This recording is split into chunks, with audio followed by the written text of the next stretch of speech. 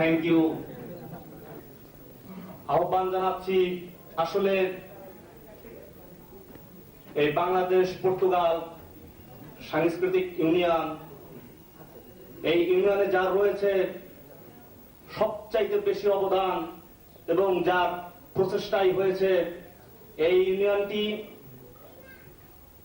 যার নামের পিছনে কোনো বিশেষণের প্রয়োজন হয় না, তিনি আপনাদের অতি সুপরিচিত এবং অতি আপনজন এবং আজকের এই সভার সম্মানিত সভাপতি জনাব রানা তসলিমউদ্দিন ভাইকে বিশেষভাবে আহ্বান জানাচ্ছি এখন বক্তব্য দেওয়ার জন্য। Chief guest, Mr. Consular, Mr. Alex Orton, the Bangladesh Consulate in Portugal. Thanks a lot to you to come and participate to us. Then Mr. Jose Paulino,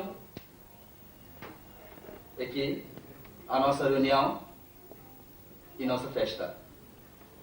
Muito obrigado, coordenador Sr. Arlindo Rodrigues Gregorio, de Oikos.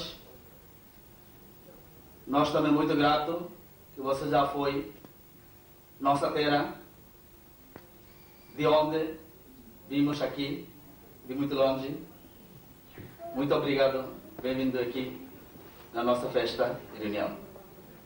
E mais convites nossos, Sr. Rui Ochoa, de Expresso, Portugal, que estava há alguns dias, posso dizer que mês passado, estava na minha terra fazer a inauguração de uma igreja. Eu não sabia, se sabia, eu também ia consigo, mas depois ouvi com o Sr. Consul que disseram, vocês foram lá fazer a inauguração daquela igreja. E outros convites aos portugueses, muito cumprimentos para todos. Also, I'm very glad that who came from Spain, who came from England to participate our this festival and join here and get together with us. Thank you very much, all of our inviters. আমি তাছাড়াও কৃতজ্ঞ আজকে উপস্থিত আমার সাথী বন্ধুগণ। আমার জীবনের সবচেয়ে আনন্দের দিন যে দীর্ঘ 12 বছর পর আজকে এমন একটি সুন্দর সন্ধ্যায় গোধূলি লগ্নে আমরা একত্রিত হতে পেরেছি।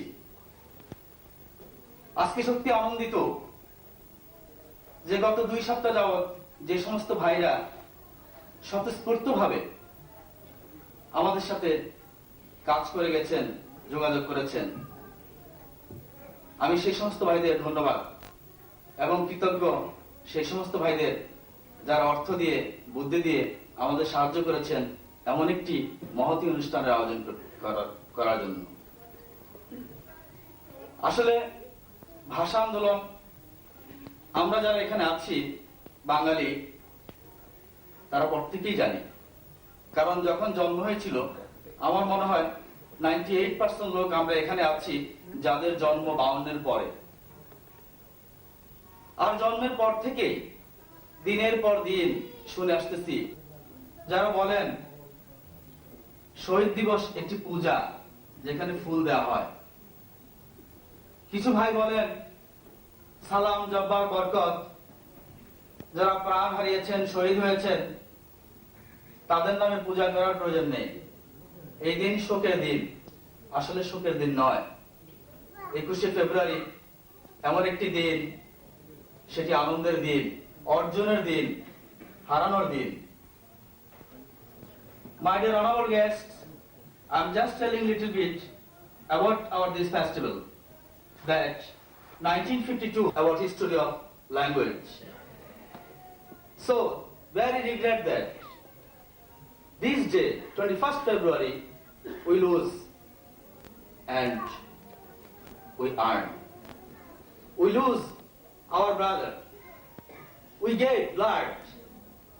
For the exchange, we received our language, which language we are now talking from far distance. Independence. When Indian subcontinent got independence from British, 1947, everyone knows that. আমি দুঃখিত, আমার বিদেশি বন্ধুরা যারা আসছেন তাদের বোঝার জন্য আমি আপনাদের সামনে সামান্য কিছু অন্য ভাষায় বক্তৃতা দেব। আশা করি আপনারা বুঝবেন, যাতে করে আজকের এই শহীদ দিবসটা কি সেটা তারা বুঝবে।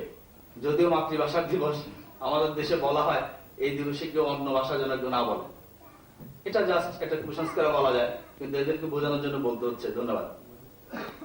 1947, this is, we went from British colony, and British divided two parts. One is Pakistan and another is India. When British divided these two parts, we were in Pakistan. We are in Muslim.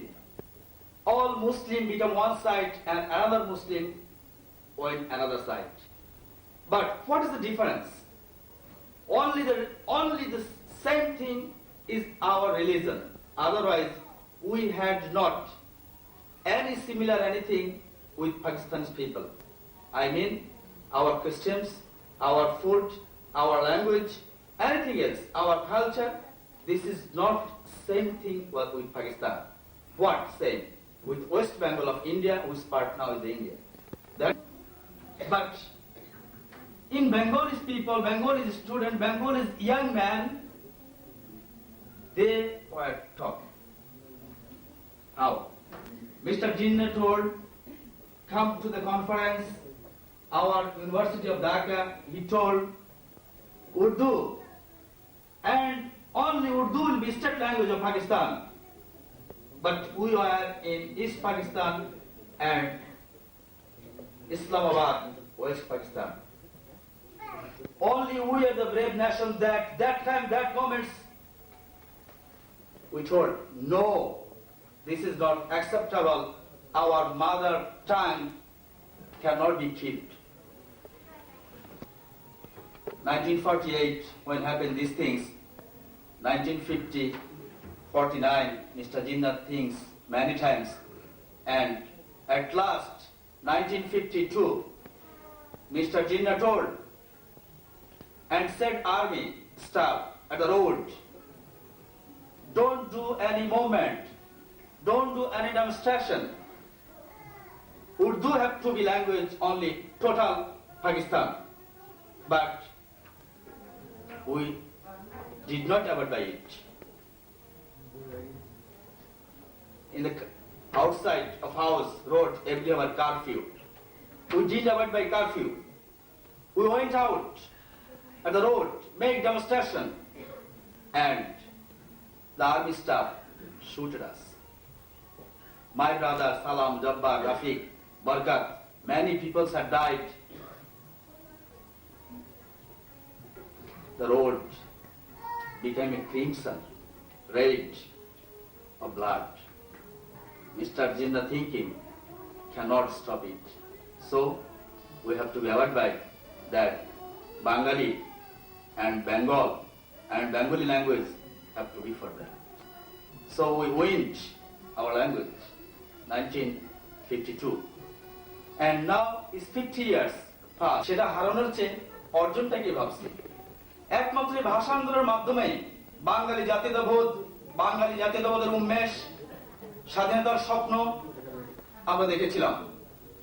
ভাষা আন্দোলনের মধ্যে দিয়ে আমাদেরকে স্বপ্ন দেখতে হয়েছিল একদিন একটি স্বাধীন রাষ্ট্রের, একটি স্বাধীন দেশের, একটি স্বাধীন পতাকা।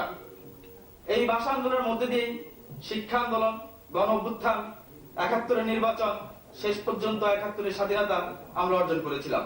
ঠিক এজন্যই শহীদ দিবসটি একটি ছোট্ট দিবস নয়, একটি বড় দিবস। আমরা যদি স্বাধীনতা যুদ্ধকে সর্বময় কিছু বলি, তাহলে তার আগে তার পিতা ২১শে ফেব্রুয়ারি শহীদ দিবস। এই শহীদ দিবসে একমাত্র জাতীয়তাবোধ সৃষ্টিতে, বাঙালি জাতির জাতীয়তাবাদ উন্মেষ এবং স্বাধীনতার স্বপ্ন দেখিয়েছিল। একমাত্র এই কারণেই আমরা স্বাধীন হয়েছি, একটি স্বাধীন পাসপোর্ট নিয়ে আজকে দেশের বাইরে আসতে পেরেছি। দেশের বাইরে এসে আজকে এত দূর এসেও আমরা থেমে থাকিনি। আমাদের কৃষ্টি, সংস্কৃতি, ভাষা সবকিছু চলে আসছে। সাথী বন্ধুগণ, আজকে আমি অত্যন্ত কৃতজ্ঞ আজকের এই আলোচনা সভা করতে পেরে, যে সত্যি অন্তত শহীদ দিবসের 50তম বার্ষিকী পালন করতে পেরেছি এবং আপনাদের এই মঞ্চ অনুষ্ঠানে উপস্থিত করতে পেরেছি। এই জন্য আমি ধন্যবাদ। ভাষা আন্দোলন সম্বন্ধে সবাই অনেকেই জানেন, যার কারণে আমি আর বেশি কিছু বলবো না। ছোট্ট করে একটু কথা বলবো, যেটা হলো আজকের এই শহীদ দিবসের আয়োজককারী বাংলাদেশ পর্তুগাল সাংস্কৃতিক ইউনিয়ন। বাংলাদেশ পর্তুগাল সাংস্কৃতিক ইউনিয়ন 2000 সালে জন্ম হয়েছিল। একমাত্র উদ্দেশ্য পর্তুগাল এবং বাংলাদেশের সাথে একটি সাংস্কৃতিক বিনিময়, একটি সাংস্কৃতিক সম্পর্ক। যে জাতিতে সংস্কৃতি নেই, কৃষ্টি নেই, সে জাতি অনেক পিছনে পড়ে আছে। ঠিক তেমনি আমরা চাই না আমরা কৃষ্টিবিহীন থাকি। অন্তত আমাদের এমন সংস্কৃতি, এমন কৃষ্টি রয়েছে যা আমরা অন্য দেশের, অন্য সমাজের সংস্কৃতির সাথে কম্পেয়ার করে আমাদের সংস্কৃতিকে ডেভেলপ করতে পারি। যেটা আজকে বাংলাদেশের প্রতিটা গলিতে গলিতে আপনারা দেখতে পাচ্ছেন যে আমাদের সেই সংস্কৃতি আগের পুরানো কিছু নিয়ে বসে নাই। দিনের পর দিন অগ্রসর হচ্ছে, দিনের পর দিন নতুনকে খুঁজছে, নতুন সংস্কৃতির বিকাশ ঘটাচ্ছে এবং বিশেষ করে ফার ইস্ট কিংবা ওয়েস্টার্ন সমস্ত কিছুর সাথে তাল মিলে আমাদের সংস্কৃতি এগিয়ে চলছে। শুধু একটি মাত্র কারণ, সেটা হচ্ছে যে সমস্ত বাংলাদেশি ভাইরা বিদেশে অবস্থান করছেন তাদের মধ্যে সাংস্কৃতিক প্রবণতা রয়েছে বলেই আজকের এই পর্যায়ে আমরা বুঝতে পেরেছি। আমি ধন্যবাদ সেই সমস্ত ভাইদের যারা আমার সাথে কাঁধে কাঁধ মিলে কাজ করেছেন, আমার সহযোগিতা করেছেন এবং এই অনুষ্ঠানকে এ পর্যন্ত নিয়ে আসছেন। সেই সমস্ত ভাইদের সবাইকে অসংখ্য ধন্যবাদ। যারা বিভিন্ন ধরনের ডিজাইন করেছেন কিংবা সমস্ত আয়োজন করেছেন, তাদেরকে অসংখ্য ধন্যবাদ। আমি আমার বক্তব্যকে দীর্ঘায়িত করব না।